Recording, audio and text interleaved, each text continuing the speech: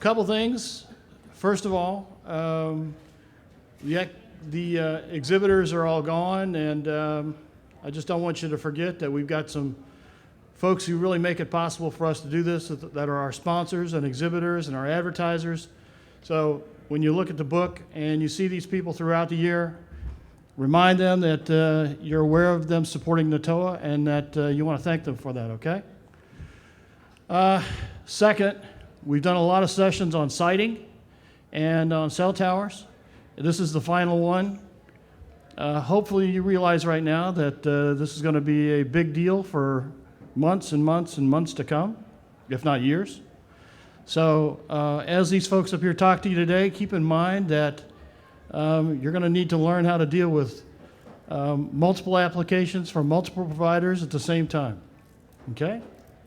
I'm not going to go through the BIOS because the BIOS are available on the app, and you have copies of that data. So we can get started here with Van, and he's going to get us rolling on what's this called? Site once? Dig once, touch once, site once. Yeah, and you're going to tell them what that means, right? I am, yeah. All right. Hey, everybody. I'm Van Bloys. I work for the Wireless Infrastructure Association, or WIA. WIA represents companies like Milestone Communications and American Tower.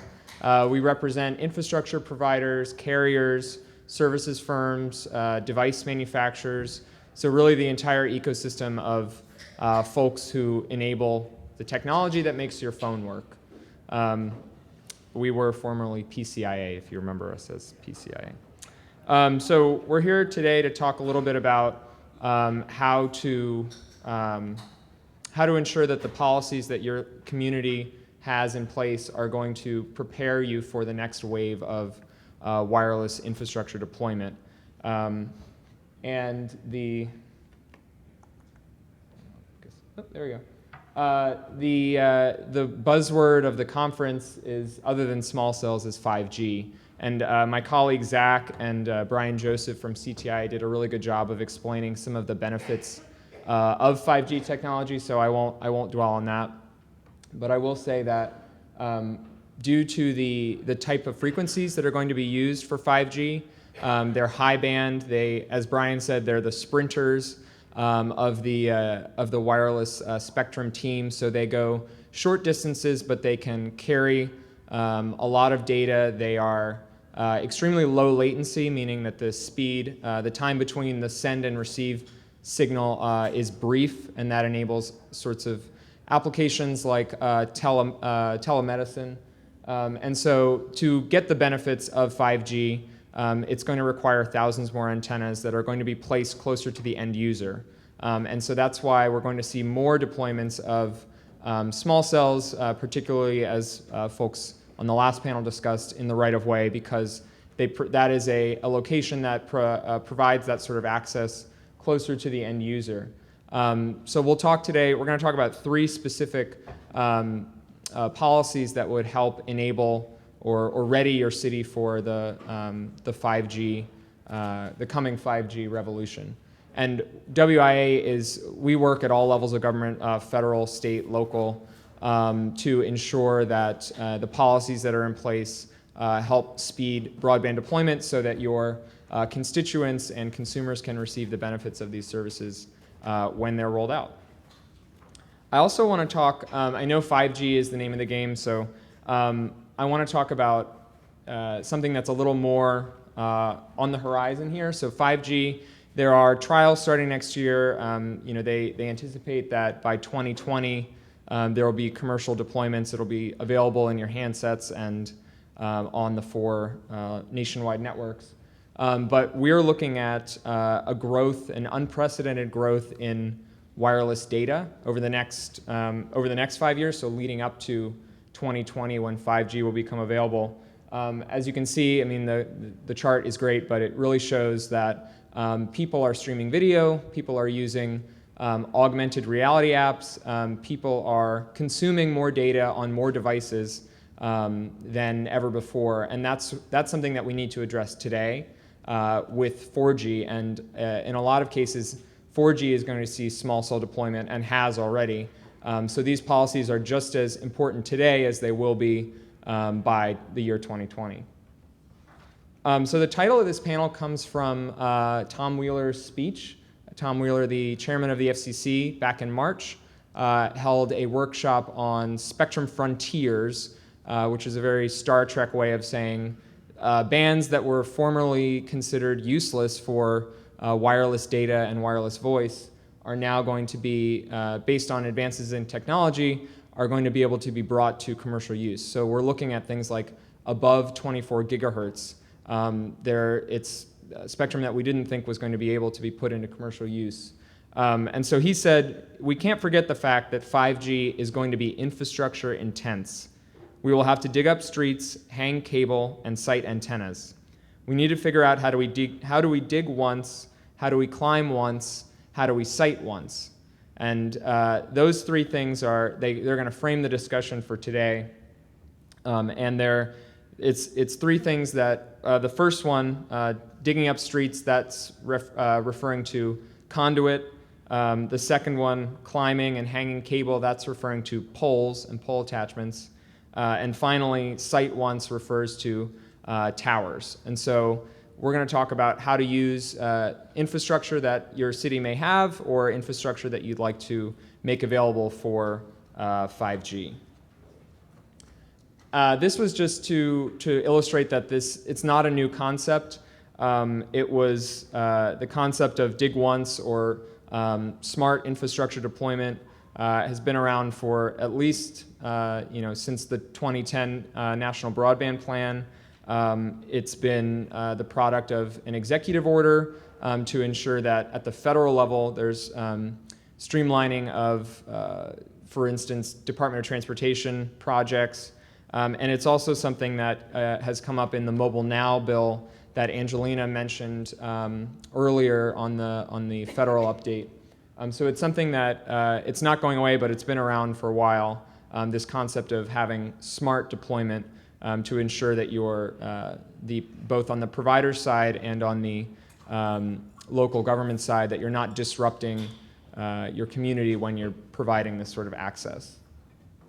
So we'll start with dig once. The concept here is that trenching, laying conduit, and deploying fiber can be very costly. The Federal Highway Administration estimates that 90% of the cost of broadband deployment occurs when the work requires significant road excavation. And so this is the idea that we should coordinate these construction projects to ensure that we're only digging once. So this would reduce costs by reduce the cost that could be incurred by repeated excavation. So you finish, DOT has funds to build a highway. They finish building the highway, and then a provider comes along 2 years later and says, oh, actually, we need to dig up that highway or alongside the highway to trench for conduit or fiber. It would also eliminate the sort of duplicative reviews that you'd have by doing it, by coordinating it and doing it all at once. You would eliminate those sort of reviews. And this it's not just at the federal level. Obviously, for the federal highways, this is something that the Obama administration can control, but there are a lot of road and other municipal or government overseen construction projects that are controlled at the local level. So state DOTs or municipal roads that are being dug up for any number of reasons. This is a smart sort of deployment policy to either lay conduit, so just an empty sort of tube that then someone can later come along and place fiber into at a reduced cost, or it's ensuring that you're notifying the providers that would be interested in deploying that fiber so that they're aware of the project and that they can deploy at the time the road is being constructed. And then that fiber is extremely useful. Fiber is going to underpin a lot of the 5G for both on the wireless backhaul side.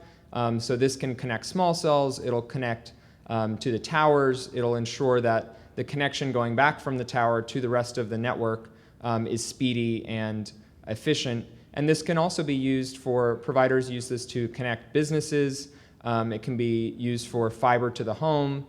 So it can provide that wireline connection in addition to supporting the wireless connections for 5G. I included this link here. This presentation will be made available. The Federal Highway Administration, both for carriers, but also for local governments, there's a number of resources there about what is a smart dig once policy, how can I implement that, and that's something that came from the executive order that I mentioned. It's a good starting point to see what tools are there for local governments to enact good dig once policies. The next one is touch once. This is also called climb once. This involves, this anticipates that there's going to be a lot more antennas deployed on existing utility infrastructure, especially in the right-of-way. And so this ensures that the community has a process that will allow for speedy deployment of competitive entrants, both competitive wireline providers like Google Fiber, and also for wireless attachments to utility poles. So make-ready is the process by which a pole is prepared for a new attachment. And a lot of times you see, there's a lot of folks that are on that pole. So let's say it's a pole that's owned by an investor-owned utility, and 20 years ago, Cox or Comcast attached to it. 40 years ago, maybe AT&T or Verizon or one of the previous Bell companies attached to it. So there can be a lot of attachments to the pole already. And so this would say, to prepare the pole, the new entrant can use an approved contractor from a list that the utility company or the pole owner agrees to say, we can use this approved contractor to prepare that pole, move the other attachments if necessary, and ensure that there's the proper space for the new attachment, whether it be wireline or wireless. And so this use of the approved contractor reduces the sort of, okay, well, we'll give the first attacher 30 days, we'll give the next attacher 30 days to move their equipment, the third or fourth attacher gets another 30 days. This ensures that process can move along quickly by using a contractor that's been approved by the parties that are stakeholders there. And finally, there's site once. And so this is the concept that I'm sure many of you are already familiar with of shared infrastructure. This is the neutral host model where there's a third party that builds infrastructure, the underlying infrastructure, and then carriers can attach antennas to that infrastructure. It's been a preference of the FCC, of local governments, of the historic preservation community, and citizens going back to the 2001 nationwide programmatic agreement for the co-location of wireless antennas. It said that, okay, rather than having each provider build towers on their own, we can more efficiently say, we'll streamline historic preservation review by encouraging folks to co-locate on existing sites. And that reduces barriers to entry because it says that a new entrant can attach more easily and in a more cost-effective way than having to build out their own towers. And it also reduces visual clutter for the community. So this is something that's we're seeing more and more in the context of distributed antenna systems and small cells. Small cells not as much as DAS networks, but we've seen distributed networks that can support more than one carrier. And this is something else that the FCC is supporting.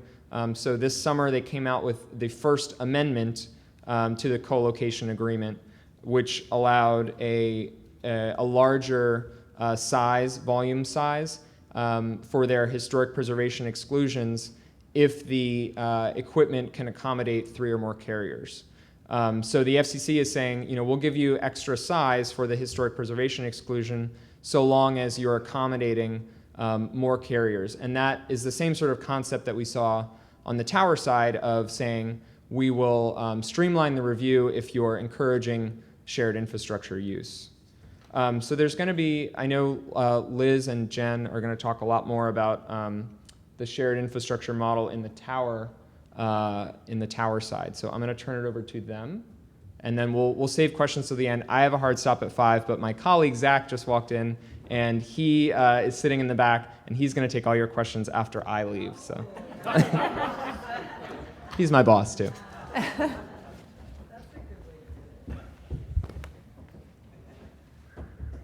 Who do I get to turn my questions over to?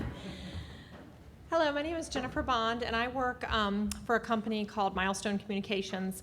Just a little bit about us. We've been around for 15 years. This is our 15th year, and we partner exclusively with local governments and school districts to market land that they own to the wireless carriers in the market as potential places to put wireless infrastructure. We do that through a partnership and through a revenue share model.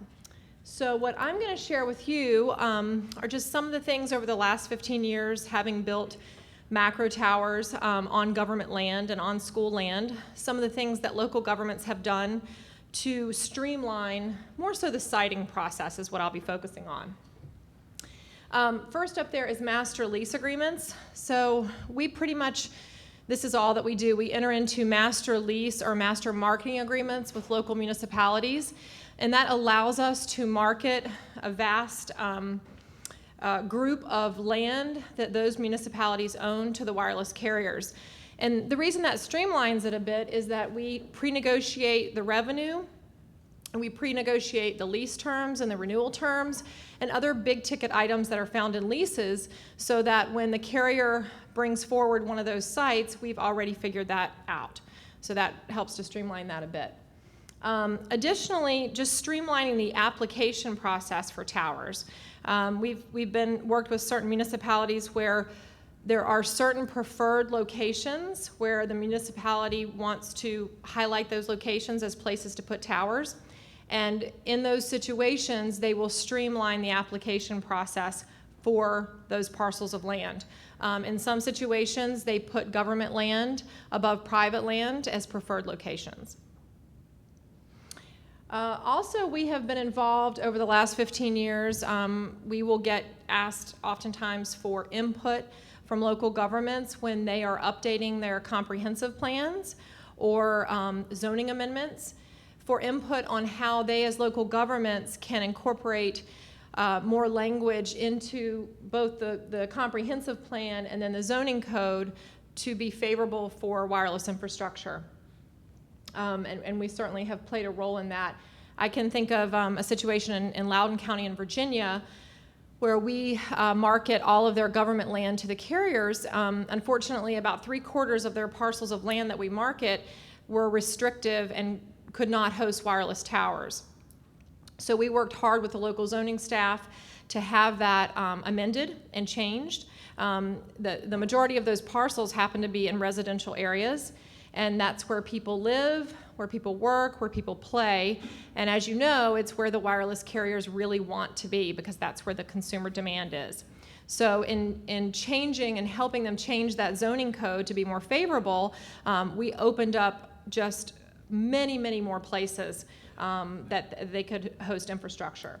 And oftentimes government sites are perfect for wireless infrastructure because the parcels are larger, they're in places where the carriers want to be, there's places where we can hide the infrastructure a little bit easier, and then of course the money does go back to the local government. As Van pointed out earlier, we build only multi-carrier poles. So, and I think most local jurisdictions certainly have this as a part of their zoning code. So when we construct a tower, we will design it for up to 5 carriers with the idea that we're probably designing that tower and building it for just 1 carrier at first, with the idea that we will probably have up to 3 carriers over the next several years, an average of 3. In addition to that, every tower that we build, we reserve 20% of the structural capacity for the government's use. So with the idea that we're thinking forward a little bit in designing that steel stronger to incorporate the local government's needs, we're thinking forward a little bit. They may not need that extra capacity right now for 911 deployment or microwave dishes or broadband equipment or what have you, but it's a placeholder for them for future use. In addition to a little bit of the, I don't know if it's the dig once or the touch once, but when we are designing our tower sites, we certainly think about access roads, and we think about how we can design those in such a way that they can be used for years to come. We think about utility easements, the capacity of the steel I mentioned, and then also our compounds. Again, if we build a tower for one carrier, we oftentimes will lease space from the local government to incorporate up to 5 additional carriers in that one compound, so that we can build the compound, we can fence it, gate it, and get it prepped, so in the future when additional carriers come onto that site, it's a lot easier for them to add their equipment. Another thing that's been very helpful for us is setback waivers. So if a local government will allow us to do a special exception in a situation where we're trying to build a tower, and let's say there's a 2-to-1 setback from the property line. Oftentimes, if it's a small parcel, that will mean that we would have to place that tower right in the middle of the parcel, and it's just extremely visually obtrusive in that place. But when we have the ability to file for a special exception and a waiver, then we can typically place that tower, say, in a back corner where it's going to be a lot less of a visual impact.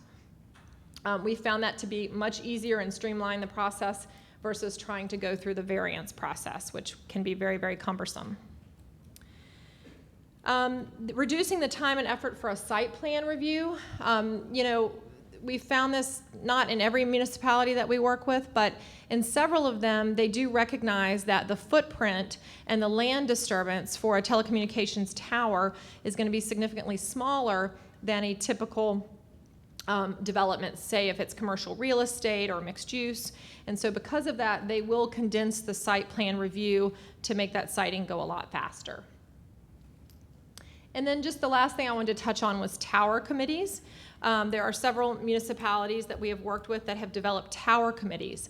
One is Prince George's County in Maryland that we work with. And that tower committee is made up of individuals in the local government that have a stake in tower infrastructure and have expertise in it and can lend their expertise as to whether a particular tower application is appropriate, a particular siting. And in that situation, there is no council vote or board of supervisors or planning commission. It goes directly through this tower committee for approval. So these are just some of the things I wanted to touch on in regards to Site Once, with the idea that hopefully some of these best practices, if you will, are things that we can use as we move forward into 5G and small cell deployment. So I will pass it off to Liz to touch on that.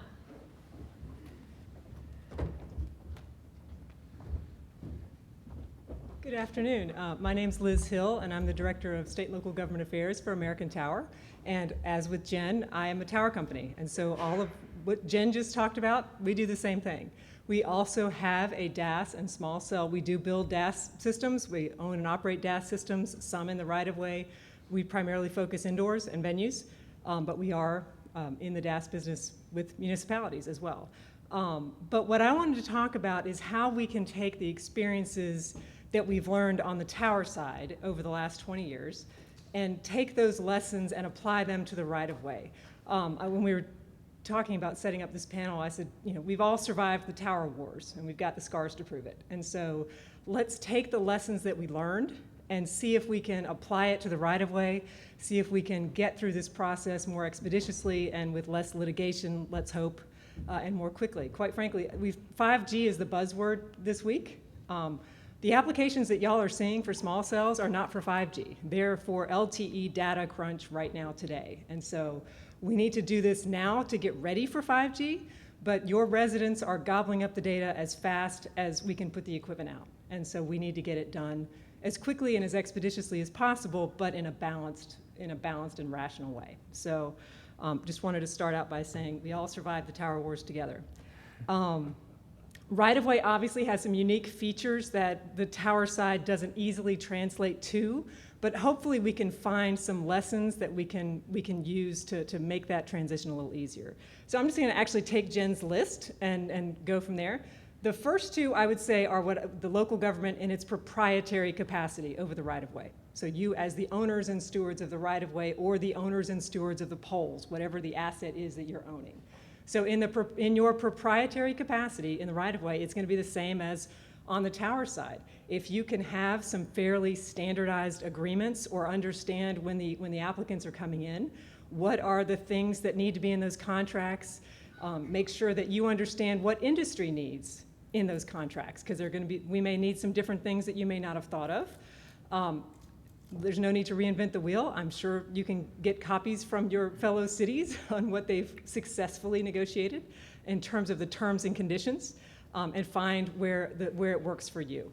And that would go, I think, for both the agreement and then the process for new companies getting those agreements. So once you go through the process, once you've got a template, you may have to do some tweaks for individual companies, but if you can get through that negotiation process more quickly, then you can get the deployment done more quickly. And so those first two, I think, deal with the proprietary side of the right-of-way, where you are negotiating the contracts. Talking about the comprehensive plan, for those of you that have comprehensive plans and where or sort of zoning ordinances that talk about where wireless is and is not allowed, I think it's worth everyone looking at your comp plan. Wireless should not be zone specific. You use your phone, even just think about your own use. You use your phone everywhere you go. You need to be able to use it everywhere you go. You need your residents to be able to call 911 everywhere they go.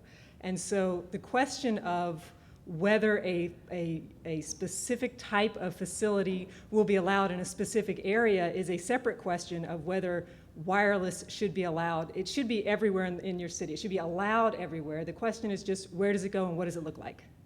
So if your comprehensive plan excludes wireless from specific areas, I would suggest that you rethink that and look at allowing wireless everywhere, because for it to be ubiquitous, your plans have to allow it to go there. So just something to think about as you do comp plan updates. I know those are usually on a 5-10 year cycle. Make sure that you take a look at that when you're looking at your comp plans. The multi-carrier neutral host model, it's fairly easy to see on the tower side. When you see a tower and you see the arrays, you can count how many carriers are on it. It's easy math. It's a little more complicated in the right-of-way, because unless you're building a full-blown tower in the right-of-way with carriers installing traditionally, but that's a little tough because where does their ground equipment go? It's a little bit more complex. So as Van said, you have neutral host DAS, which is the neutral host company owns the nodes, the equipment that's on the pole, the fiber, and the carriers are plugging into a room somewhere else, a cabinet somewhere else. So that's the neutral host model on the DAS side. Small cell, I'm not sure if anybody's, I think there are models for neutral host small cell. It's not as obvious exactly what that's going to look like. It will require slightly larger equipment. We do know that.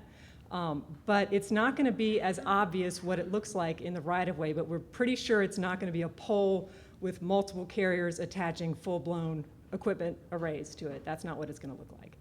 But as we work through that process as an industry, your policies, if you want to promote that, your policies should promote that.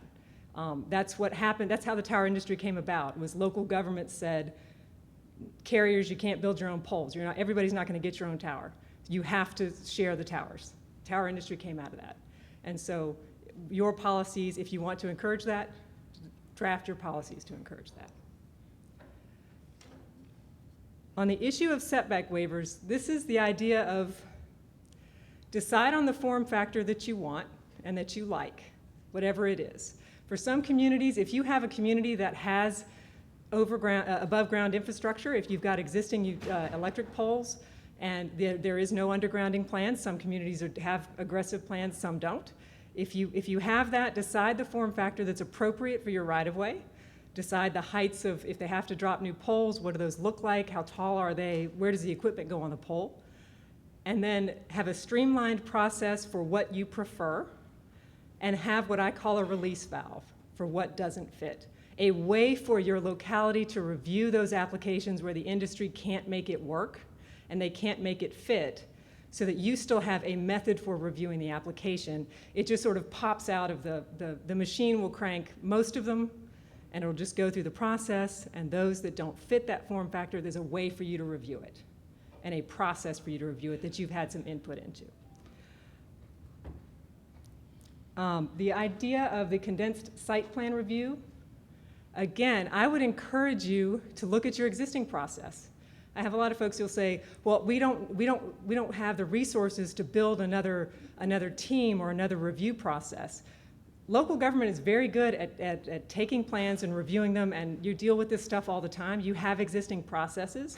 Find the one that works and that you can most easily fit these applications into, that catches the most reviews, and tweak it if you need to. I don't think there's a need to build a new machine. Just find one that you have that works. Your staff are very capable. You may have to do some education, and that's where I would say ask for NATOA and WIA and CTIA and the other organizations to help you educate the staff that needs to be educated on the specifics of this industry, perhaps, but certainly use your existing staff, your existing processes. Even your existing planning staff, for example, a lot of jurisdictions, the planning staff does not handle right-of-way at all. They may not speak to each other, be in a completely different building, but your planning staff probably has wireless experience, and they know the carriers, and they know the tower companies, and they know the players. Tap into the experience that you have in other departments of the city. The other thing I would suggest on the tower committee issue is tower committees work for towers because you're dealing with very few you're not dealing with a ton of tower applications these days, I hope. Most of us are kind of through the massive builds on towers. I would suggest using the parallel to a tower committee actually to design your regulations, to think about what committees, what departments need to have a voice in what the form factor is, what the review process is. And you may want to cast a wide net. And we've heard a little bit of that in other panels, but I would suggest make sure that the folks who are doing ADA compliance for your sidewalks, make sure that they're a part of the design process. Make sure that whoever's handling public safety in terms of what happens if there's an accident and a pole gets knocked over. The departments that handle that, the utility department. Now, there are groups within your communities that may have a very small input, but what you don't want to do is not ask them on the front end, build a process that doesn't consider them, and have that hang up an application, and then slow the process down once you actually get the application. So my recommendation is to use the lessons we learned on the tower side to build a process that works. And then once the process is built, as these applications come in and they come in at volumes, you should be able to run through them pretty quickly as long as you've got your form factor and the carriers fit within the factor. So that was really it for me. So I'll turn it over to Sean.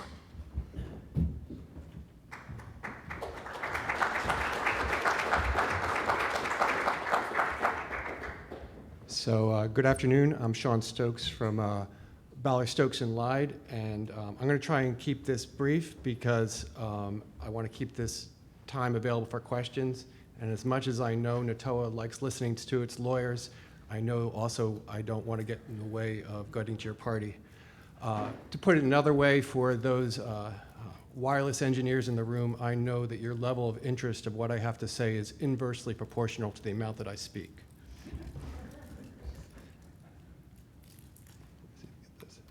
So I've repurposed Jim Ballard's slide that many of you have seen over the years for broadband, because it occurs to me that between dig once, one touch, and one site, the common denominator in almost all of this is it is talking about access to right-of-way as opposed to traditional wireless siting and tower structures. And in the last session, Gary did a really good job talking about a lot of the regulatory issues when you're in your regulatory capacity. What I'm going to be talking about, though, is how some of these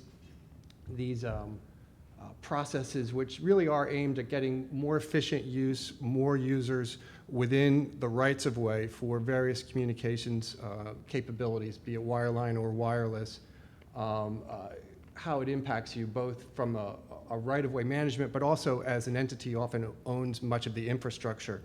And as I said, I'm going to try and go quick. Van's indicated that we'll make all these slides available to you, so I'm not going to touch on every point here. You can read it as well on your own, but I did want to hit the high points of it. We've all gone over multiple times in these sessions about the importance of 5G, what it means, and that it's really coming. I think Chairman Wheeler recently described it as not so much as a technology as a revolution. You know, you can dispute whether or not how much of that's rhetorical, et cetera, but there definitely is a significant push for this, and there definitely is a significant federal interest at pushing this as well as industry. Take that, you know, for what it means, but, you know, there's Commissioner Pye's been out there, you know, talking about problems with local governments, but it is out there. But the main thing to take away from it is it's going to need vastly more sites than currently exist. That's just a fact. And that the fact is, because these are sites that have smaller antennas, smaller power, smaller coverage areas, they're going to be closer to the end user. They're going to be in the rights of way. You're also going to have a significant increase in the need for backhaul for all of these. In one of the sessions earlier today, the gentleman from Mobility said that backhaul is everything. Keep that in mind. Backhaul is everything, because backhaul, whether it's needing a large facility in terms of height for fixed microwave or using wireline facilities for fiber, is significant use of the right-of-way. That is not a small usage. The other thing that you got to recognize is this is coming about at the same time as we're getting the good news of, you know, these fiber-to-the-home networks that are starting to take off. But those build-outs of fiber-to-the-home networks often require and entail significant additional fiber, obviously, and they want to be built to speed and are looking at bulk deployments. If you look at folks who've dealt with Google, they're often requiring access to poles as much as 300 to 500 per week on a sustained build-out period. That is an order of magnitude beyond what utilities typically deal with in terms of processing poles. And those are the same poles that many of the wireless entities are going to want to attach to, or that are going to need access to for fiber. And then you put into that mix of the incumbent entities who are then upgrading their facilities. Now, in some cases, they're able to use their existing attachments. In other places, they're overlashing their existing facilities. In others, they're building new facilities. So again, there is just a significant push for access into the right-of-way. You know, those are real pictures. Now, again, that's not wireless stuff, but that's what actually happened at one point. That's, you know, these are real issues. You know, and you might say, oh, those are anomalous, but pretty much every community of size, if you go back into their historical photos, they have pictures like this. Now, again, I'm not suggesting this is what's going to happen, but it's why you'd still need to have the planning process in there. An important point, I think, to emphasize is that access to right-of-way versus access to facilities. Access to right-of-way, you as a local government entity manage in your governmental capacity in the same way that you franchise a cable operator or others that obtain access to the use of the right-of-way. And again, Gary did a really good job going through the permutations about how, you know, where federal law is and where state law may or may not be that. But again, it's access to the right-of-way on generally a non-discriminatory basis. You might have shot clocks, other types of things. But by and large, wireless doesn't have specific rules for it. But again, that's you in your regulatory capacity. On the other hand, you have access to municipally owned facilities, duct banks, light poles. If you happen to own a municipally owned a utility, you have you know, utility poles. All of those types of things, you generally operate in a proprietary capacity, and you have a lot more flexibility in terms of conditions of access. Indeed, the FCC recognized in its 6049A order that its rules with respect to shot clocks and all these things do not apply to obtaining access where the the local government is acting as a landlord, access to your actual physical facilities in there. So a municipal electric utility pole, a street light, et cetera, that is not subject to these shot clocks. It's not subject to these same requirements. It's not subject to a requirement that if you let someone on one of those facilities, then they can then expand the size of it within, you know, whatever the FCC deems is to be reasonable. Now, it doesn't mean that you might not run into some non-discrimination requirements if you let some entities on your facilities and try to prevent others. But it's certainly, you have a far greater latitude. You're not subject to the federal pole attachment regulations. Only the investor-owned private electric utilities and telephone companies are subject to those. Now, you may have state regulation that applies to your poles. Texas, where we are right now, of course, has it as a municipally owned electric utility, and Austin, where we are, and San Antonio down the road. They are exempt from the FCC's regulations, but the state of Texas has imposed certain regulations on them with respect to rates, and then some non-discrimination requirements. A number of other states have done as well, so you need to look into that. It's also important to recognize that just because your state may have regulation on municipal electric utility facilities, that does not necessarily mean that that same state applies those regulations to things like streetlights, et cetera, which generally you are not operating as a utility. So those are some of the things.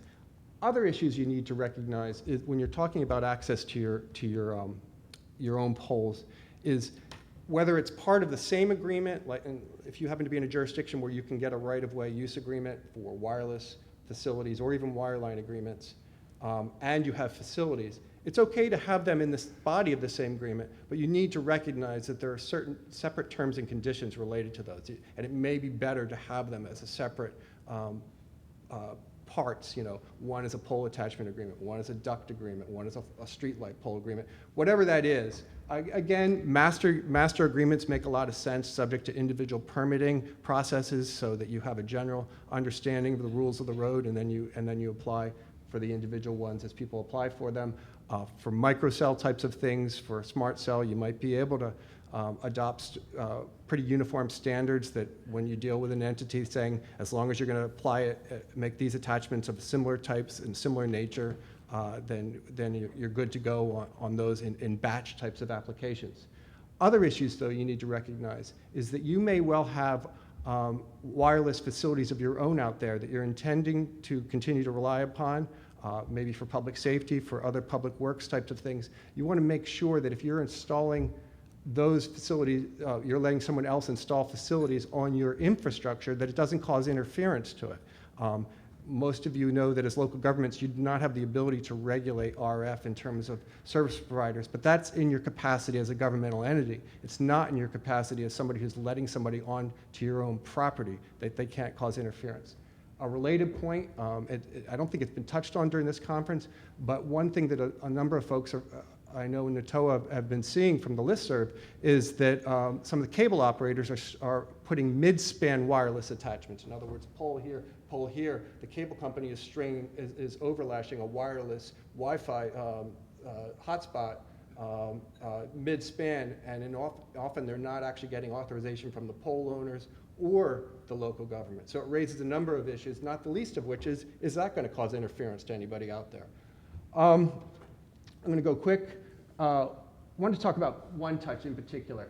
As Vaughn said, make-ready work is one of the most significant issues that entities of all kinds deal with in trying to accommodate new facilities, because most of the existing poles out there are congested.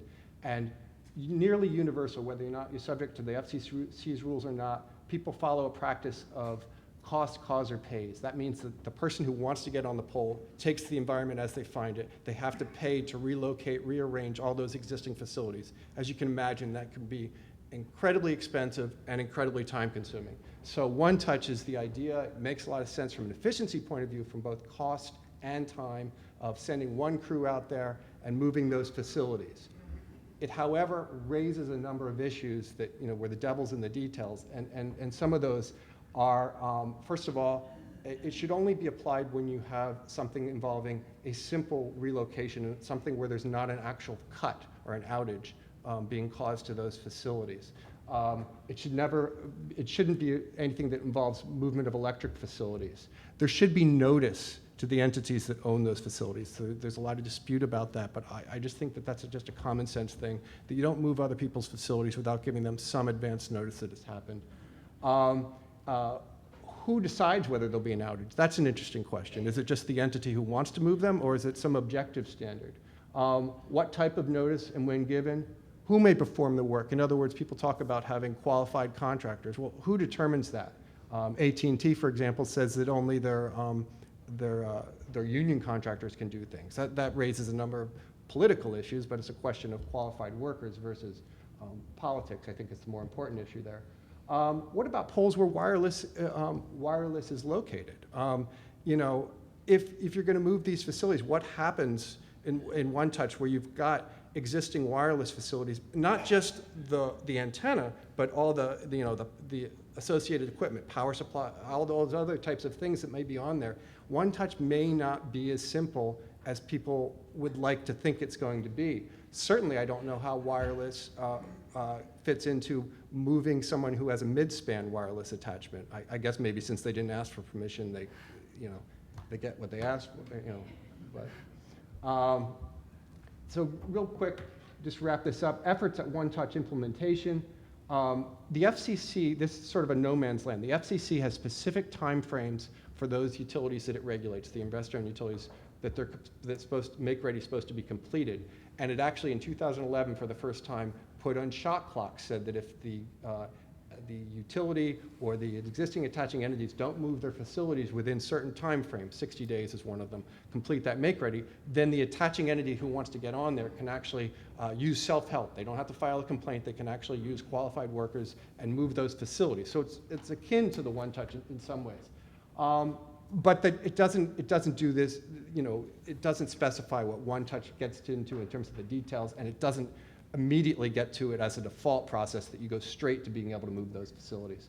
21 states regulate pole attachments. They sort of reverse preempt the FCC. They typically, however, follow the FCC's rules and regulations, and they don't have anything as detailed or as straightforward as that is One Touch. So that raises the question of, can a local government using its police power authority to manage the public right-of-way use One Touch?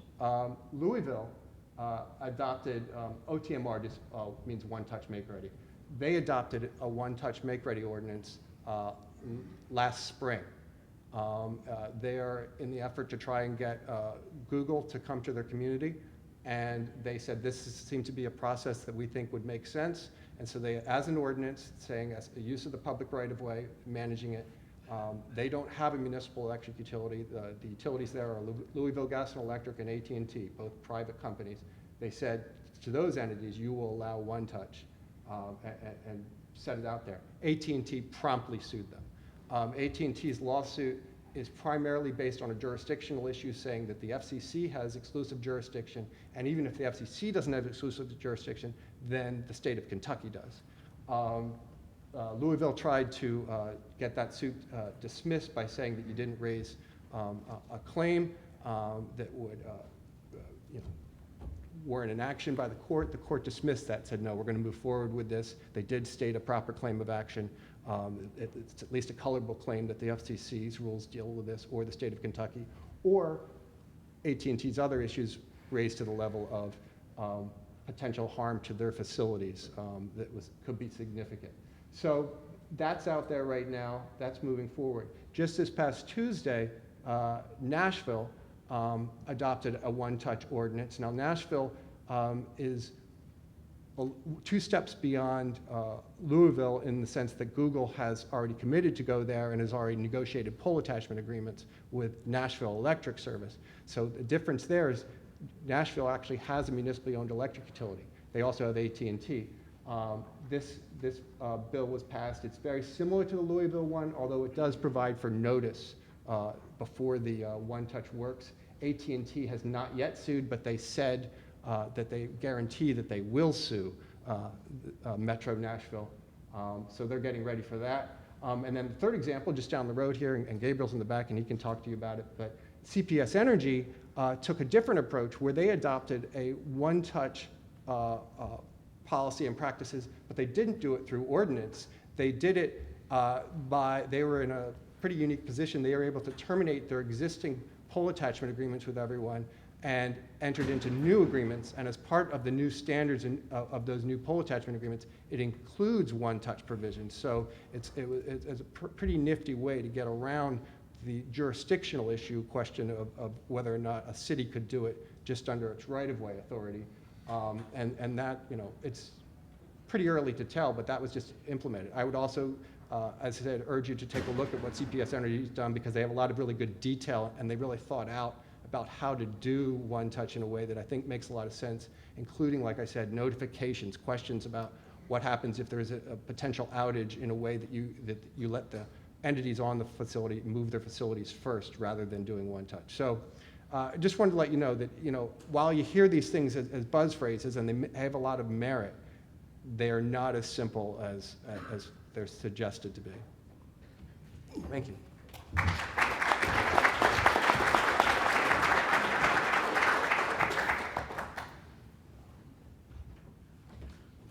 Okay, I guess you understand by now that you need to carry the message back home, that you got to be proactive about this and get in front of this.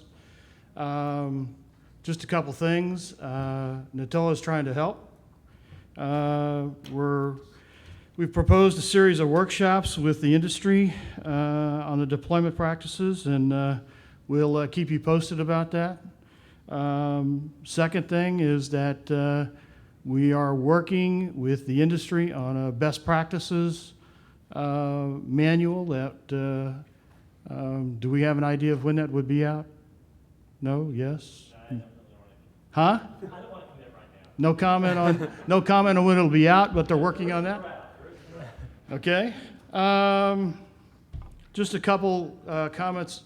Okay, first of all, you got 90 days when somebody comes in with an application for a co-location. You got 150 days for a new one. Both of those, the first 30 days, you got to let them know whether the application's complete. Okay, questions? Uh-oh. She's an industry person. Oh.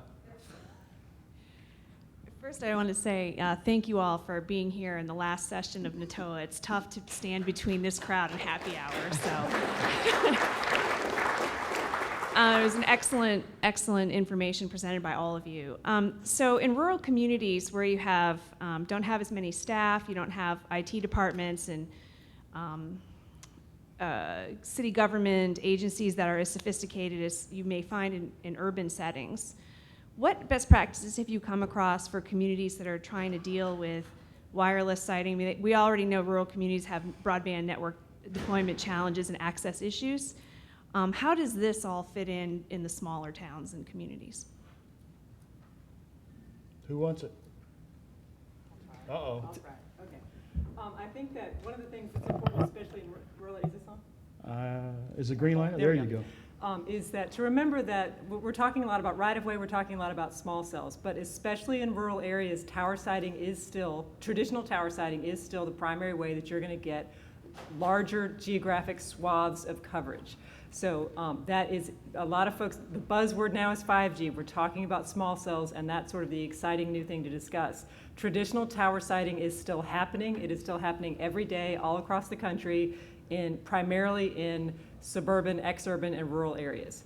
And so I think that for those communities that are more rural, you may want to make sure, again, that as you're looking at your right-of-way policies, because small cells still may come to your community depending on what your community looks like and whether there's a density issue, or it just depends on your community. Again, look at your tower siting regs and make sure that those are favorable, or at least that they're clear and defined, and make sure that your tower regs are up to date and have been looked at recently. So. And Lori, I mean, it may sound just like common sense, but you got to think about all the pieces of this. I mean, they said backhaul. So somebody coming in, are they going to need a franchise? Are they going to have to deal with my legal department? They're going to have to deal with planning and zoning. They're going to have to deal with permitting. Think about all those people that have got to touch this, okay? And make them part of the process up front. Like they said, those committees, I think that's a fantastic idea. I'd also add, the other thing is, and most of you preaching to the choir here, but resources like NATOA and the regional groups that have, this information, and the beauty about public entities is that they can and do share their documents and what works. We're all small relative to industry, but we're kind of like bumblebees in sharing the information. Another group that you can reach out to is the American Public Power Association, is starting to look at this as well, because a lot of their communities are, under 10,000, And they recognize that their smaller communities haven't necessarily embraced this because they're getting, you know, a request to do one DAS or a small cell next to a stadium and that's it, you know, one or two. But they know at some point they're going to get all these and they don't know how to ramp up with it. So I think part of it is sharing what works and through the organizations that are out there. But I would suggest that you also, that NATOAs and the others of the world, think about ways to scale down model types of things because what works for, you know, New York City, Obviously. you know, you just can't get your hands around that if you're a relatively small community. I mean, just staffing wise. And so you need to have literal scale about what types of models work for each group. Anybody else? Yes, ma'am. Amber Price, City of Auburn, Washington. Sean, this is for you. I'm wondering your thoughts. You mentioned that the one energy company had started putting make-ready provisions in their pole attachment agreements. What are your thoughts on, like in our case, we have a local utility company who has a franchise agreement with the city, and they're coming up for renewal. What are your thoughts on having them required in their franchise agreement to then put make-ready provisions in their pole attachment agreements? You know, again, if you've got that franchising authority, so it's a contractual part of it and you're coming up to it, I don't see that may be something that's perfectly reasonable to include it. Now, you know, it may turn on specific aspects of state law, you know, where your lines are about where your jurisdiction is or not, but it certainly would be an open question to take a look at. And interestingly enough, most electric utilities, municipal or investor-owned, as long as their service is not interrupted and their employees are safe and they get, you know, the integrity of their system, maybe some reasonable compensation, they'd like to be kept out of it, but they're fine with it because most of this takes place, at least in the one touch, in the communication space down lower. Yeah. Well, just to clarify that, electric utility maybe, but if AT&T owns No, poles. I'm sorry. Yeah, I'm sorry. I'm sorry. For the electric, the AT&T has a very different set of issues there, and that's why, for example, it's AT&T, not Louisville Gas and Electric, that's suing the city of Louisville. Mhm. Okay, Pam. Hi, Pam Berrien from Oregon. And just wanted to clarify, Garth, before I ask my question. The 90-day shot clock does not apply to city-owned streetlights or I'm not the attorney. traffic signal poles, correct? Correct. Okay, good, thank you. And we always look forward to the best practices. For decades and decades, we've had a great tower zoning siting ordinance. We've worked with NATOA and looked at all the guidelines. And way back when, we even fostered co-location when wireless asked us to. They said, hey, is there any way that you can streamline your applications for co-location? So we did. In fact, sometimes we even waive the right-of-way use fees for co-location, so it's great. Now, when we are hit with, whoa, okay, well, we're not interested in co-location. We want the 120-foot poles in your right-of-way. So our Public Works Department says strapped, and, you know, we have homeless problems, and we've got earthquake prep problems and other kinds of public safety issues we have to deal with general fund revenue. So we are looking forward to the best practices, and we don't want to get to a point where we say, don't ask us for our traffic signals, don't ask us for our street lights, we're just going to say no. We want to say yes, but on the other hand, we don't want an unfunded mandate coming down from the feds saying, you got to hurry up and say yes to proprietary property. So we'll help the best we can. Now, if there was any funding to come through for engineering help or anything like that, we'd really welcome it. It was great when the BTOP program came into the NTIA. It was really a big help to communities. So if anybody hears about that kind of a opportunity with Department of Transportation, FCC, and all that joining together and giving us some rights-of-way engineering money, it'd be wonderful. Thank you. Their NTIA has a community connectivity initiative, so they're looking at a lot of these issues. You know, BTOP obviously is over, but I think that NTIA will be looking at, you know, rights-of-way deployment, streamline, pole attachment rules, those sorts of things. So that is something that you can get involved in soon. Gabriel. My name is Gabriel Garcia. I'm with CPS Energy in San Antonio, and anybody who's interested, we've everything that we've done is publicly available on our website. We went through a process similar to a rulemaking process. So we put out a model set of standards. We received comments. We responded to comments, and then we came up with a modified rule and agreement. And all of that is available at cpsenergy.com under engineering services, pole attachment services. Okay, thanks. Anybody else? Everybody wants to go drink and party. Uh-oh. Steve Trailer, Natoa. Hopefully you guys know it by the end of today. So, Who? yeah. First off, I just want to thank Liz Hill and American Tower. For those of you that were here Monday for the pre-con, and if you weren't, you missed a great day. I talked about my invitation to participate in a series of workshops in India. And one of the big things that we talked about over in India was the need for the federal and the state officials to talk to the folks at the local level. Liz really pushed the folks that put these workshops together to make sure that there was a local voice at these workshops. So I thank you, Liz, for that. I also mentioned that there's going to be a report coming out from those workshops. I just found out today the final is ready, so we'll make access to that so you folks can see what's going on in India and see that it almost parallels everything that we're doing here. But Sean, and again, thank you, Liz, and thanks to American Tower. Sean, I just want to echo what you said about these 3 ideas we're talking about today, the dig once, touch once, and sight once. They sound great at the 30,000 foot level, but when you start digging down, there's some issues in there. So I appreciate you bringing that out and make sure that we have these discussions so our members and industry all know it sounds great, but look, there's some problems. So hopefully we can all work together and figure out what those things are.